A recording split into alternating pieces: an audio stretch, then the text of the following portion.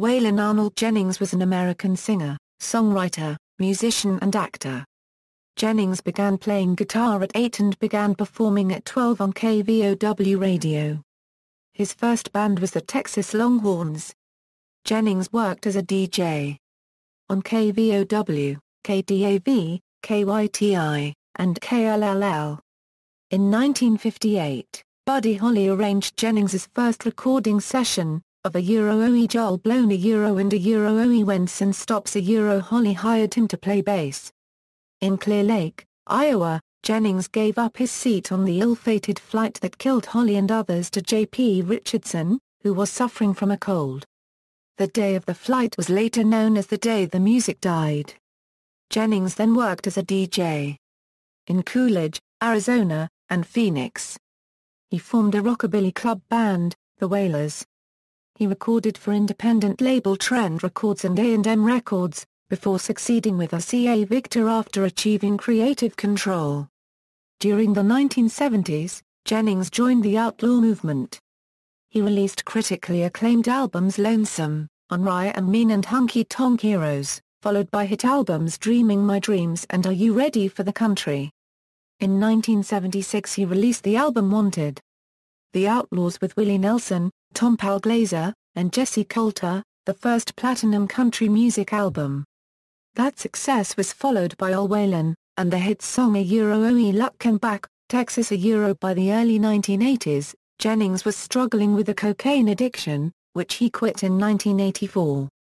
Later he joined the country supergroup The Highwaymen with Nelson, Chris Christopherson, and Johnny Cash. During that period, Jennings released the successful album All the Wolves Survive. He toured less after 1997, to spend more time with his family. Between 1999 and 2001, his appearances were limited by health problems. On February 13, 2002, Jennings died from complications of diabetes. Jennings also appeared in movies and television series. He was the balladeer for the Dukes of Hazzard, composing and singing the show's theme song. In 2001 he was inducted into the Country Music Hall of Fame, which he chose not to attend.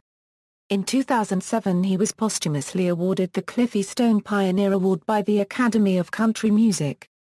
Early life: Waylon Arnold Jennings was born on June 15, 1937 in the J.W. Bittner Farm, near Littlefield, Texas, the Lamb County seat. He was the son of Lauren Beatrice and William Albert Jennings. The Jennings family line descended from Irish and Black Dutch. Meanwhile, the Shipley family moved from Tennessee and settled in Texas.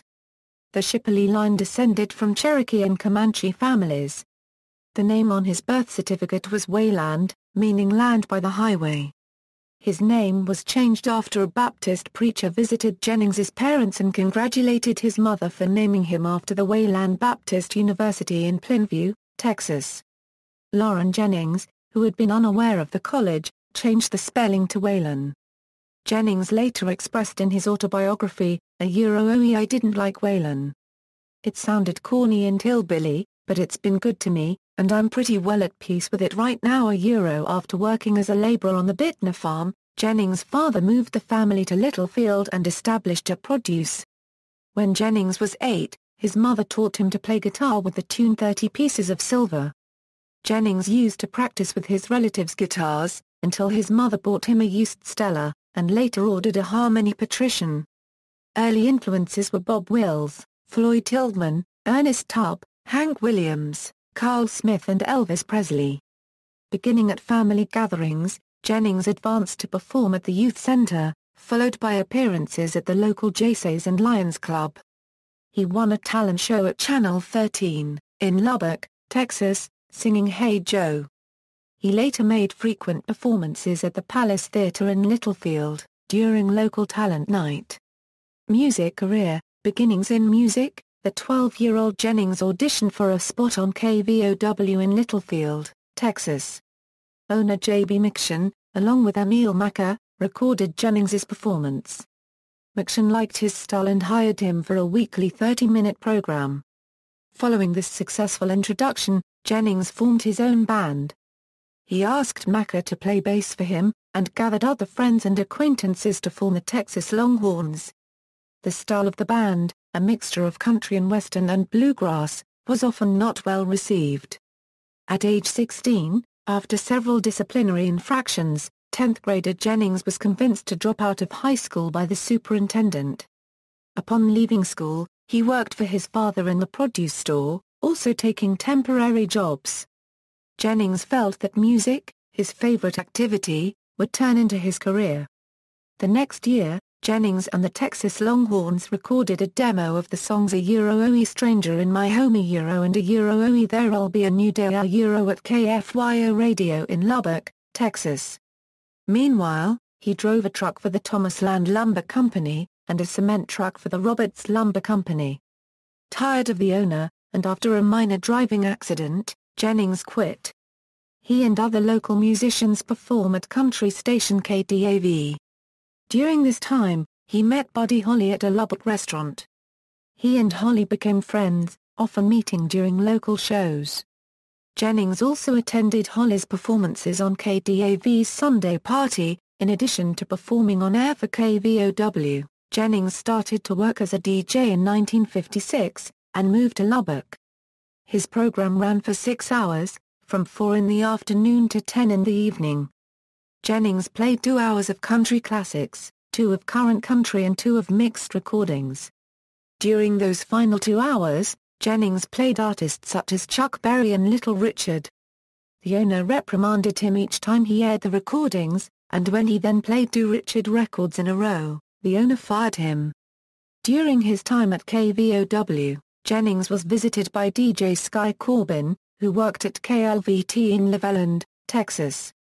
Corbin was impressed with his voice, and decided to visit Jennings at the station after hearing him sing a jingle to the tune of Hank Snow's I'm Moving On. Jennings expressed his economic struggle to live on a $50 a week salary. Corbin invited Jennings to visit KLVT, where he eventually took Corbin's then vacated position. The Corbin family later purchased KLLL, in Lubbock. They changed the format of the station to country, becoming the main competition of KDAV. The Corbins hired Jennings as the station's first DJ. Jennings produced commercials and created jingles with the rest of the DJs. As their popularity increased, the DJs made public appearances. Jennings' events included live performances. During one performance, Buddy's father, L.O. Holly, approached them with his son's latest record, and requested them to play it at the station. L.O. mentioned his son's intention to start producing artists himself, and Corbin recommended Jennings. After returning from his England tour, Buddy Holly visited KLLL. Holly took Jennings as his first artist. He outfitted him with new clothes, and worked with him to improve his image. He arranged a session for Jennings at Norman Petty's recording studios in Clovis, New Mexico.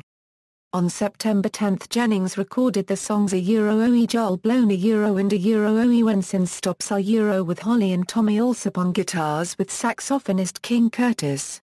Holly then hired Jennings to play electric bass for him during his ʻweɪlən Winter Dance Party Tour ʻweɪlən Winter Dance Party Tour. Before the tour, Holly vacationed with his wife in Lubbock, and wound up at Jennings' radio station in December 1958.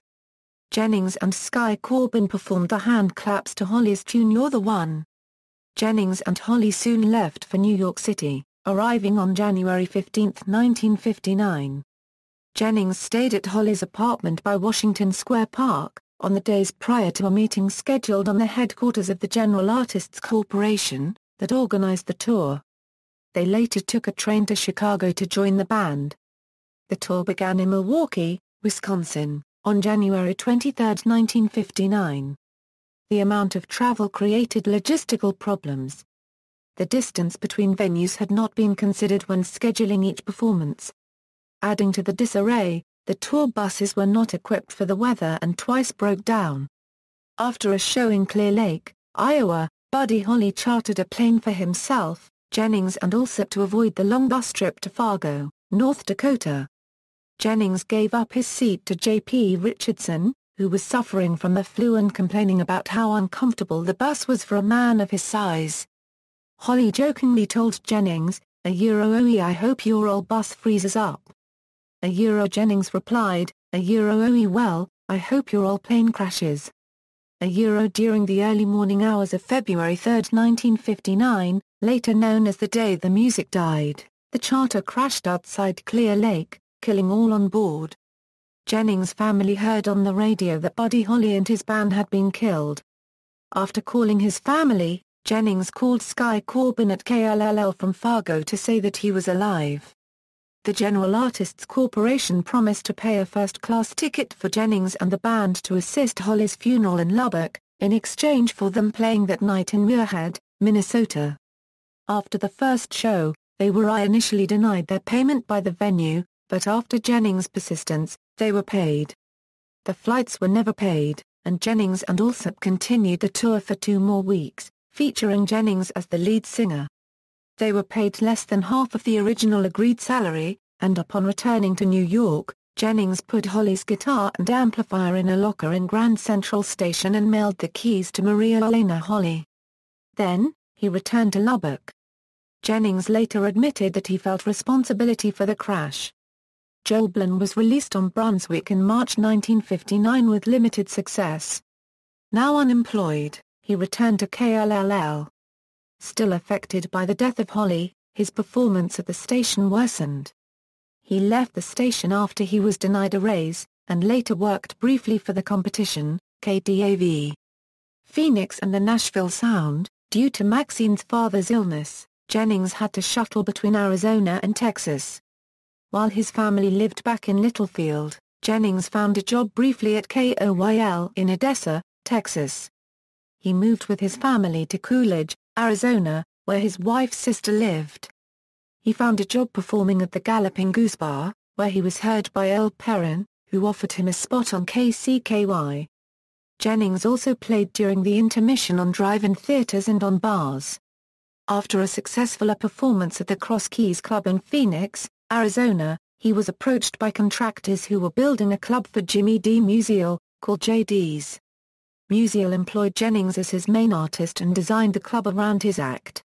He formed his backing band, the Waylors, with bassist Paul Foster, guitarist Jerry Gropp and drummer Richie Albright. Jennings and his band performed at the newly opened Night Spot in Scottsdale, where they soon earned a strong local fan base. At JD's, Jennings developed his rock-tempered style of country music, that would define him on his later career. In 1961, Jennings signed a recording contract with Trend Records, and experienced moderate success with his single, ʻEI Another Blue Day. His friend, Don Bowman, took demos of Jennings to Jerry Moss, who at the time was starting A&M Records with associate Herb Alpert.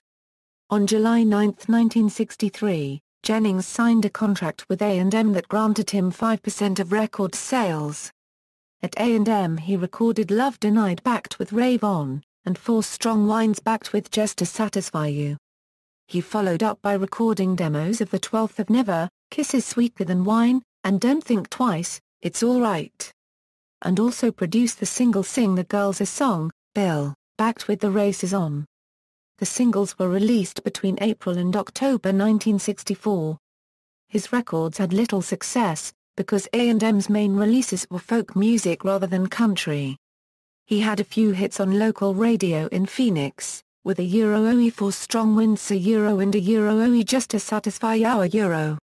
Meanwhile, he recorded an album on BAT Records, called JD's. After 500 copies were sold at the club, another 500 copies were pressed by the Sounds label. He also played lead guitar for Patsy Montana on a 1964 album. Singer Bobby Bare heard Jennings Just to Satisfy You on his car radio while passing through Phoenix, eventually recording it and 4 Strong Winds after stopping in Phoenix to attend to a Jennings performance at JD's. While driving to Las Vegas, Bare stopped and called Chet Atkins in Nashville, suggesting that he needed to sign Jennings. When he was made aware of the new deal, Waylon wasn't sure if he should quit his gig at JD's. He then went to get the advice of his friend, RCA artist Willie Nelson, who had gone to see one of Waylon's shows. When Willie and Waylon met, After talking about the possibilities and considering Waylon's profits at the club, Nelson suggested that Waylon should stay in Phoenix and not to move to Nashville. Nonetheless, Jennings decided to accept the offer, and asked Herb Alpert to release him from his contract with A&M. Alpert agreed, though later A&M would compile all of Jennings' singles and unreleased material the label had and release it as Don't Think Twice. Atkins formally signed Jennings to RCA Victor in 1965. On August 21, Jennings made his first appearance on the Billboard's Hot Country Songs chart with a ʻweɪlən That's the Chance I'll Have to Take a Euro. In 1966, Jennings released his debut album for RCA Folk Country, followed by Leavin' Town, and Nashville Rebel. Leavin' Town resulted in significant chart success as the first two singles Anita, You're Dreaming, and Time to Burn Again, both peaking at number 17 on the Billboard Hot Country Singles chart. The album's third single, a cover of Gordon Lightfoot's That's What You Get for Lovin' Me, became Jennings' first top 10 single, peaking at number 9. Nashville Rebel was the soundtrack to an independent film of the same name, starring Jennings.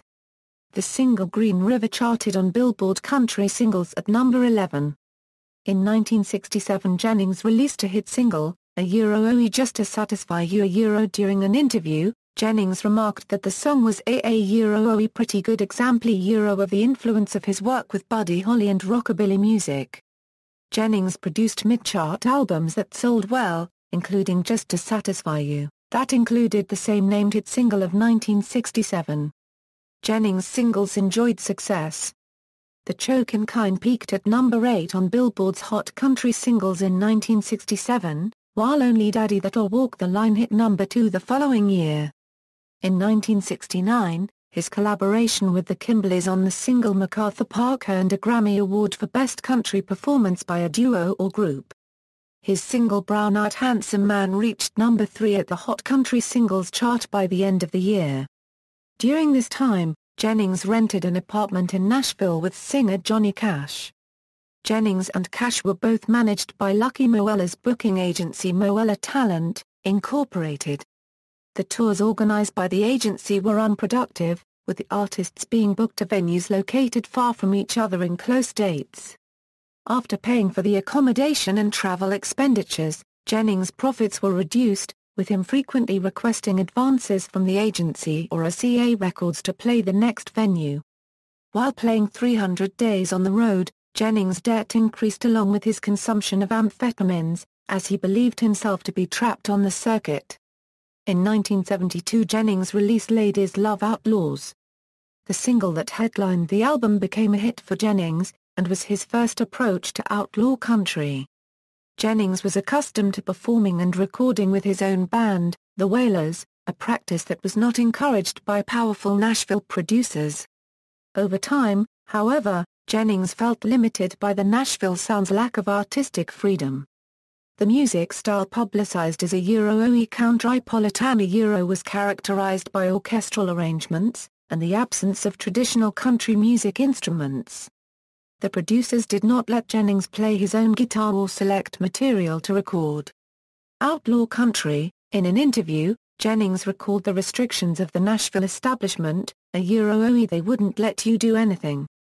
You had to dress a certain way, you had to do everything a certain way, they kept trying to destroy me, I just went about my business and did things my way, you start messing with my music, I get mean by 1972, after the release of Ladies Love Outlaws, his recording contract was nearing an end. Sick with hepatitis, Jennings was hospitalized. Afflicted by disease, debt and the music industry, he was considering retirement. Albright visited him and convinced him to continue. Albright talked to him about making Neil Reschen his new manager. Meanwhile, Jennings requested a $25,000 royalty advance from RCA Records to cover his living expenses during his recovery. The same day he met Reschen, RCA sent Jerry Bradley to offer Jennings $5,000 as a bonus for signing a new 5% royalty deal with RCA, the same terms he had accepted in 1965. After reviewing with Reschen, he rejected the offer and hired Reschen. Reschen started to renegotiate Jennings' recording and touring contracts. At a meeting in a Nashville airport, Jennings introduced Richardson to Willie Nelson. By the end of the meeting, Richardson had become Nelson's manager as well. Jennings's new deal gained him a $75,000 advance and artistic control. Richardson advised Jennings to keep the beard that he had grown in the hospital, to match the image of outlaw country. By 1973, Nelson had returned to music, finding success with Atlantic Records. Now based in Austin, Texas, he had made inroads into the rock and roll press by attracting rock audiences. Atlantic Records was now attempting to sign Jennings, but Nelson's rise to popularity persuaded RCA to renegotiate with Jennings before losing another potential star. In 1973, Jennings released Lonesome, On Rye and Mean and Honky Tonk Heroes, the first albums recorded and released under his creative control. The release of these albums heralded a major turning point for Jennings, kicking off his most critically and commercially successful years. More hit albums followed with This Time and The Ramblin' Man, both released in 1974. The title tracks of both albums topped the Billboard Country Singles chart, with the self-penned This Time becoming Jennings' first #1 single. Dreaming My Dreams, released in 1975, included the #1 single Are You Sure Hank Done It This Way, and was his first album to be certified gold by the RIAA.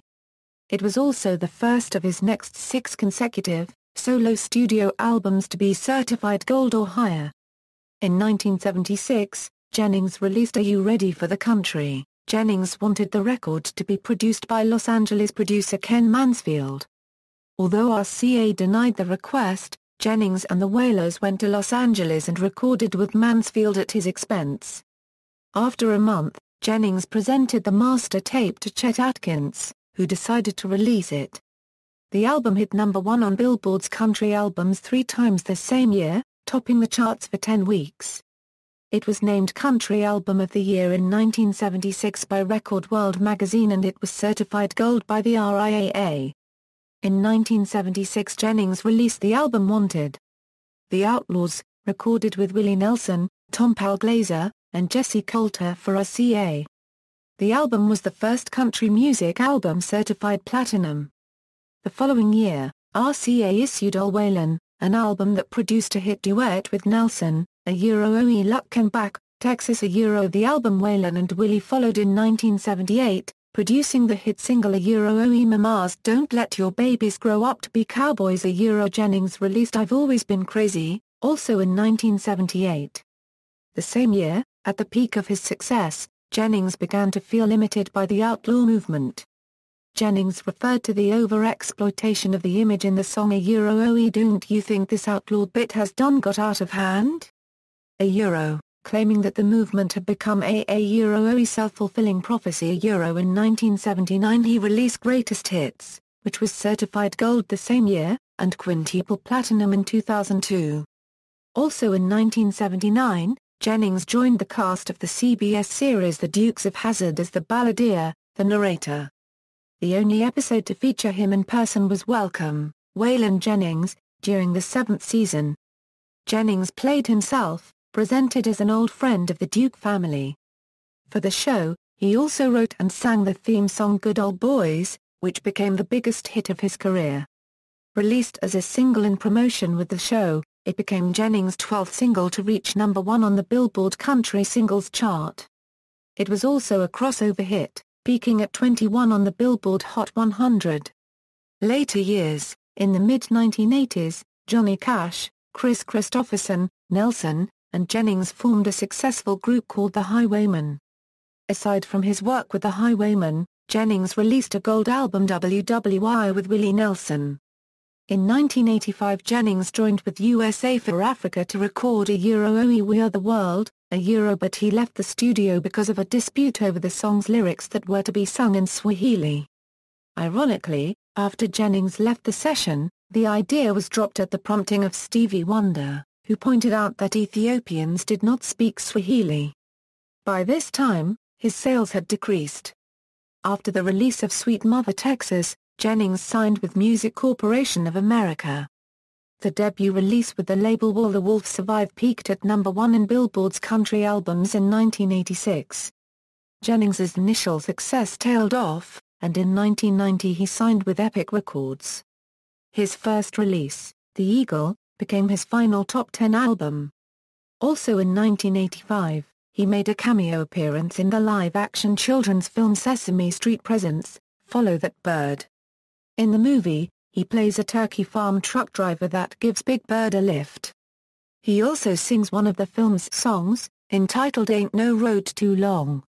In 1993, in collaboration with Rincon Children's Entertainment, Jennings recorded an album of children's songs, Cowboys, Sisters, Rascals and Dirt, which included a Euro Shooters theme, a tribute to his 14-year-old with the theme of a friend of mine Despite low record sales, Jennings' live appearances attracted large audiences.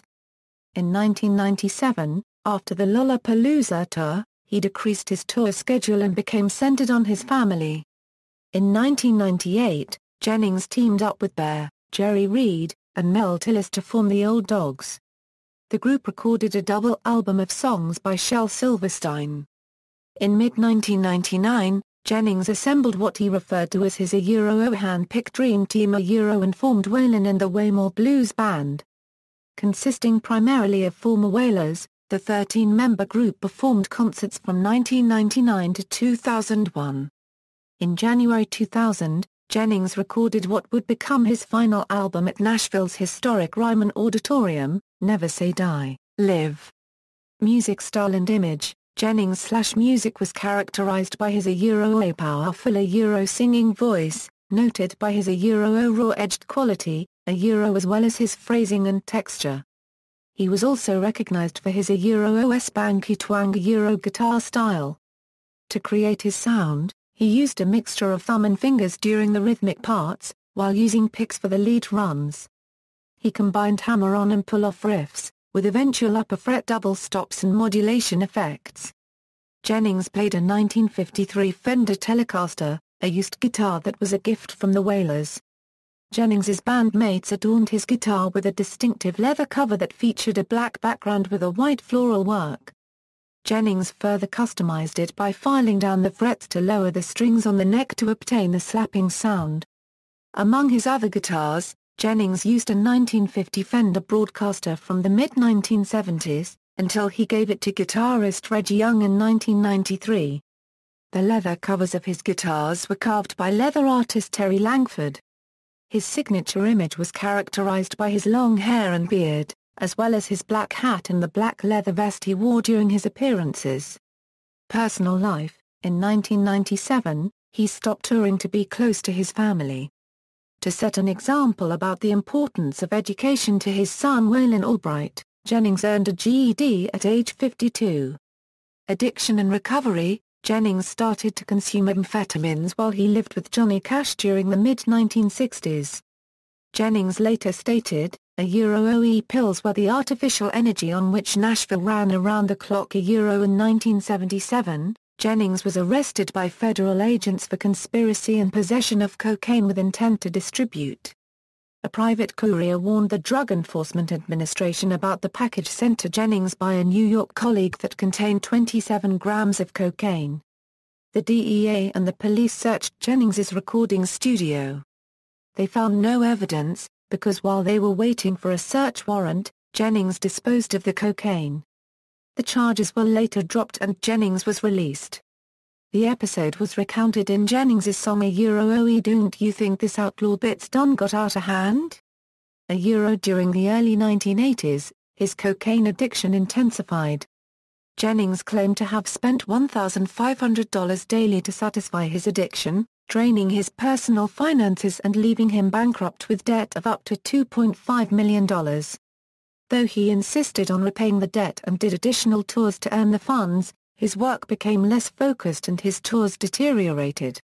Jennings decided to quit his addictions, leased a home in the Phoenix, Arizona, area and spent a month detoxing himself, intending to start using cocaine again in a more controlled fashion afterward. In 1984 he quit cocaine. Jennings claimed that his son Shooter Jennings was his main inspiration to quit permanently. Illness and death. Jennings's health had been deteriorating for years before his death. After quitting cocaine, he ended habit of smoking 6 packs of cigarettes daily in 1988. The same year he underwent heart bypass surgery. By 2000 his diabetes worsened, and the pain reduced his mobility, forcing Jennings to end most touring. Later the same year he underwent surgery to improve his leg circulation. In December 2001 his left foot was amputated at a hospital in Phoenix, Arizona. On February 13, 2002, Jennings died in his sleep of diabetic complications in Chandler, Arizona. He was buried in the Mesa City Cemetery, in Mesa, Arizona.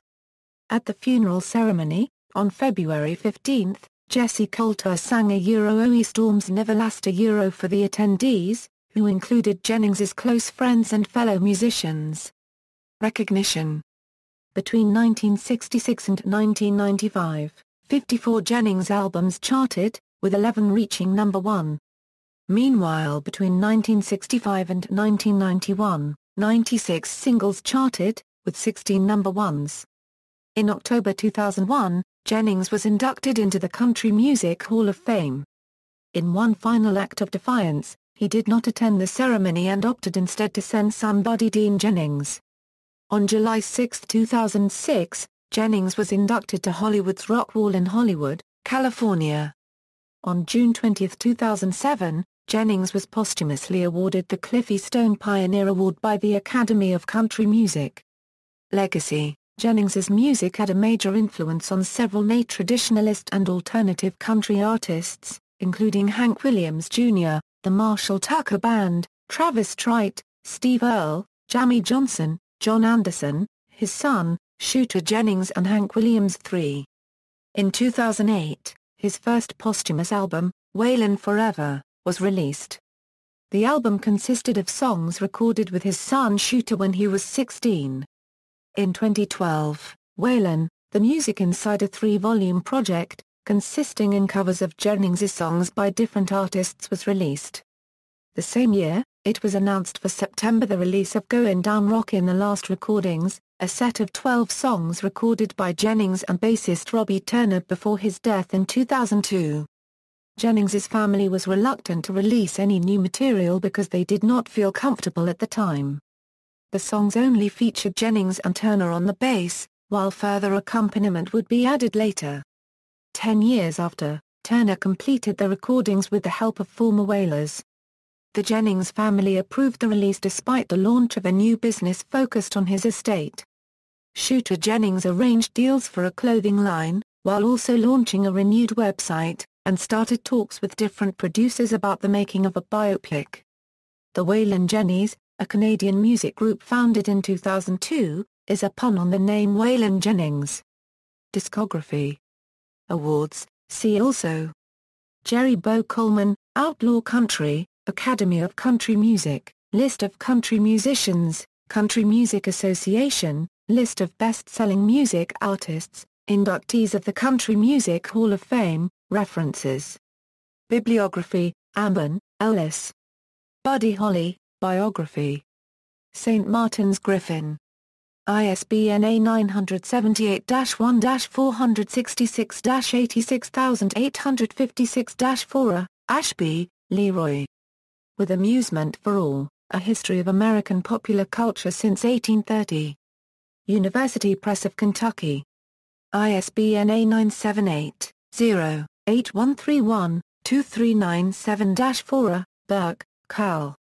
Unfurrowed Ground, The Innovators of Country Music. Infinity Publishing. ISBN A978-0-74142457-0, Bruskin, David. We Are the World, The Story Behind the Song Booklet. Image Entertainment, Incorporated. Brown, Charles. Music USA, America's Country and Western Tradition. Prentice Haller, Brown, Ray. Brown, Pat. The Guide to United States Popular Culture. Popular Press. ISBN A978-0-06097174-8. Carr, Joseph. Mond, Alon. Prairie Nights to Neon Lights, The Story of Country Music in West Texas. Texas Tech University Press.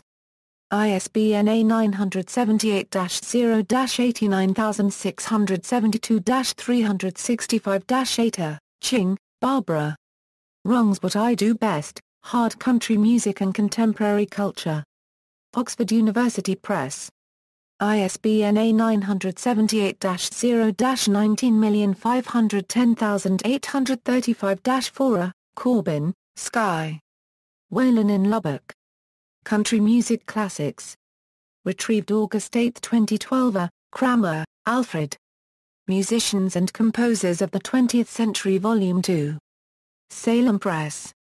ISBN A978-58765-514-2. Clark, Donald.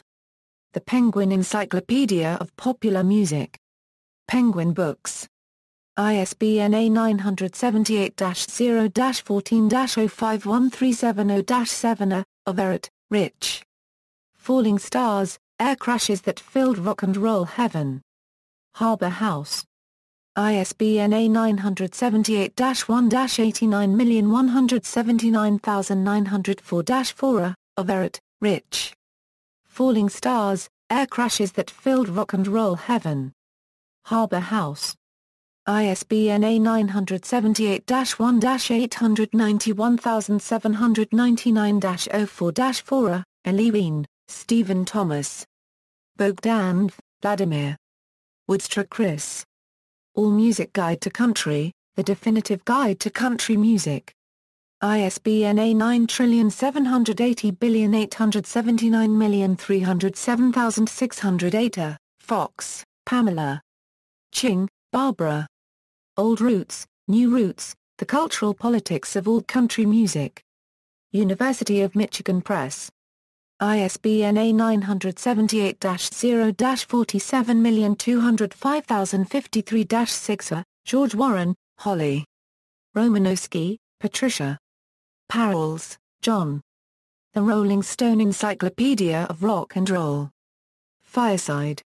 ISBN A978-0-7432-0120-9. Guralnick, Peter. Lost Highway, Journeys and Arrivals of American Musicians. Harper Perennial. ISBN A978-0-06097174-8. Hart, Kilpatrick. Mediated Deviance and Social Otherness, Interrogating Influential Representations. Cambridge Scholars Publishing. ISBN A978-1-84718-245-6. Huang, Hao. Music in the 20th Century 2. M. E. Sharp. ISBN A978-0-7656-8012-9. Hunter, David. Star Guitars, 101 Guitars That Rocked the World. Voyager Press. ISBN A978-0760338821-6. Jasinski, Laurie. Handbook of Texas Music. Texas A&M University Press. ISBN A978-0-876-11297-7. Jennings, Waylon. K. Lenny. Waylon, An Autobiography. Warner Books. ISBN A978-0-446-51865-9. Kingsbury, Paul. The Encyclopedia of Country Music, The Ultimate Guide to the Music. Oxford University Press. ISBN A978-0-19-517608-7. Larkin, Colin. Guinness Encyclopedia of Popular Music 3. Guinness Publishing. ISBN A978-1-56159-176-3. Lewis, George. All That Glitters, Country Music in America. Popular Press. ISBN A978-0-87972-574-7. Nelson, Willie. Bud Schrock. Edwin Schrock. Willie, An Autobiography. Cooper Square Press. Petruszich, Amanda. It Still Moves, Lost Songs, Lost Highways, and the Search for the Next American Music. Macmillan. ISBN A978-0-86547-950-0. Reed, Jan. The Improbable Rise of Redneck Rock, New Edition. University of Texas Press. ISBN A978-0-292-70197-7. Reed, Jan. Psalm Sean. Texas Tornado, The Times and Music of Doug Psalm. University of Texas Press.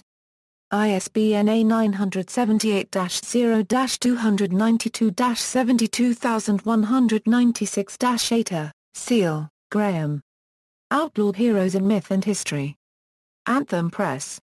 ISBN A978-0-85728-792-2. Shekaran-Sifa, Stephanie. Cashville Dilution of Original Country Music Identity Through Increasing Commercialization. Diplomica Verlag. ISBN A9783842,878,457. Smith, John. The Waylon Jennings Discography. 9,780,313,297,458. Stryjguth, Michael. Johnny Cash, The Biography. Da Capo Press. ISBN A978-0-306-81565-2. Stryjguth, Michael. Outlaw, Waylon, Willie, Chris, and the Renegades of Nashville. HarperCollins. ISBN A978-0-0620-3820-3. Thompson, Clifford. Current Biography Yearbook 2002. H. W. Wilson. PA 622. ISBN A978-0-8242-1026-7. Ward, Robert. Renegades, My Wild Trip from Professor to New Journalist with Outrageous Visits from Clint Eastwood, Reggie Jackson, Larry Flynt, and Other American Icons. Adams Media. ISBN A978-144053314-3. Ishart, David. Encyclopedia of the Great Plains. University of Nebraska Press. ISBN A978-0-8032-4787-1. Wolf, Kurt. Duane, Ulla. Country Music, The Rough Guide. Rough Guides. ISBN A978-828-534-4. Journals, Denberg, Jody. Chantilly Lace and Jolly Face. Texas Monthly 16. ISNA 0148-7736. Henderson, Richard. The RCA 100, Ambitious Reissue Program represents a century of diverse music. Billboard 113. ISNA 0006-2510. Jessen, Wade. Evans Price, Deborah. Stark, Phyllis. Waylon Jennings remembered as country music legend. Billboard 114. ISNA 0006-2510. Weatherby, Greg. Still Waylon. Spin 3. ISNA 0886-3032. Billboard March 18, 112, 2000. ISNA 0006-2510. Patsy Montana Early Country Favorites. Bluegrass Unlimited 18. 1983. ISNA 0006-5137. Country Song Roundup Staff. Country Song Roundup. Country Song Roundup. PA 15. The Journal of Country Music 6. Fall 1975. The Southern Quarterly 22. 1983. ISNA 0038-4496. Further reading, Denisov, R. Serge. Waylon, A Biography. Knoxville, University of Tennessee Press. ISBN 0-87049-387-6. Smith, John L. The Waylon Jennings Discography. Greenwood Press. ISBN 0-313-29745-2. External links, official website, Waylon Jennings, February 15, 2002, Fresh Air from WHYY, USA Today obituary, Waylon Jennings Graveset, Waylon Jennings at AllMusic.